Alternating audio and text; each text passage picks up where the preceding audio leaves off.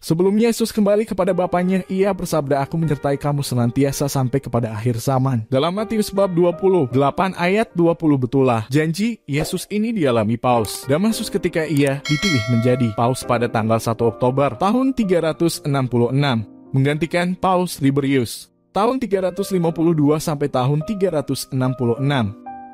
Pada masa itu bid'ah Arianisme dan bid'ah lainnya berkembang pesat di mana-mana dan berhasil mempengaruhi sejumlah besar uskup, imam, dan umat Kristen.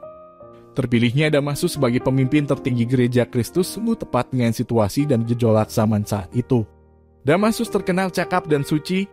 Ia anak seorang imam Spanyol di Roma. Kemungkinan besar pada waktu itu Damasus berkarya sebagai diakon di wilayah gereja ayahnya sebelum ia diangkat menjadi paus. Ia menyuruh Santo Hieronymus, sekretarisnya, untuk menerjemahkan Alkitab ke dalam bahasa Latin. Ia dengan gigih membela primat paus dalam masalah-masalah gerejawi.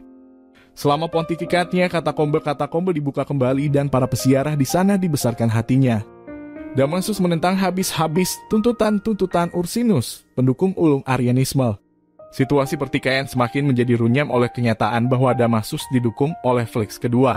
Paus tandingan pada masa kepemimpinan Paus Liberius dan Kaisar Valentianus mengasingkan Ursinus dan para pengikutnya. Usaha-usaha dari Ursinus dan pengikut-pengikutnya untuk menjelek-jelekan ketenaran dan nama baik Damasus dibantah habis-habisan ketika suatu sinode yang diselenggarakan di Aquileia pada tahun 381 menemukan bahwa tuduhan kebejatan moral terhadap Paus Damasus sama sekali tidak beralasan.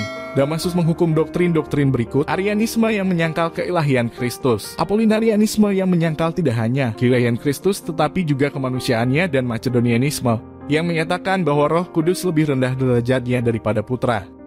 Dalam menghukum ajaran-ajaran ini, Paus Damasus bertindak dengan bijaksana sesuai dengan keputusan-keputusan yang dihasilkan oleh Konsili Konstantinopel pertama pada tahun 381. Priscillian, seorang heretik asal Spanyol yang menganut paham Manicheisme, juga dihukum oleh Paus Damasus. Dalam semua pertikaian ini, Damasus menuntut suatu pengakuan akan primat uskup Roma dalam masalah-masalah gerejawi.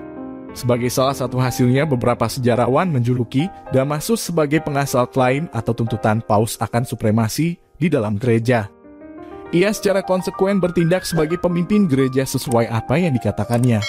Kesaksian hidup itu sungguh memperkokoh posisi Paus sebagai pemimpin tertinggi gereja Kristus di dunia.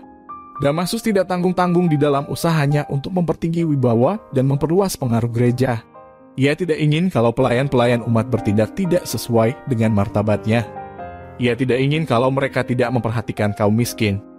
Oleh karena itu, ia bekerja sama secara erat dengan Kaisar Valentinianus untuk melarang rohaniwan-rohaniwan mengorbankan para janda dan anak-anak yatim piatu. Damasus dianggap sebagai paus pertama yang mempekerjakan seorang delegatus apostolik di suatu wilayah yang berada di dalam kancah pertikaian. Ia menunjuk Ascholius, uskup Tesalonika, untuk tetap memangku yurisdiksi religius Roma di Illyricum ketika wilayah itu berada di bawah pengaruh politik Konstantinopel. Kaisar Valentinianus menerbitkan satu edikta yang menyetujui yurisdiksi uskup Roma semua kasus menyangkut gereja. Paus Damasus seorang ahli ilmu ketuhanan dan kitab suci, serta mahir pula dalam kesusastraan Latin dan kebudayaan. Dalam masa pontifikatnya, ada juga bapak-bapak gereja yang terkenal seperti Santo Anastasius, Ambrosius, Gregorius dari Nyssa, Basilius, Hieronymus, dan Gregorius dari Nazianz. Damasus bersama Santo Hieronymus, sekretarisnya, mengusahakan suatu kanon kitab suci yang mendaftarkan buku-buku kitab suci. Kanon kitab suci itu diterima dalam Konsili Roma pada tahun 382. Kemungkinan kanon kitab suci itulah warisannya yang terbesar untuk generasi kemudian. Sebelum kematiannya pada tahun 384, ia meminta agar jenazahnya tidak dimakamkan bersama paus-paus lain di pekuburan Santo Callistus, tetapi bersama ibu dan saudarinya di sebuah gereja kecil di Via Ardatina. Permintaannya itu benar-benar dihargai. Sekarang demikian kata cerita relikuinya disemayamkan di sebuah gereja kecil yang ia dirikan, yaitu Gereja Santo Lorenzo di Damaso.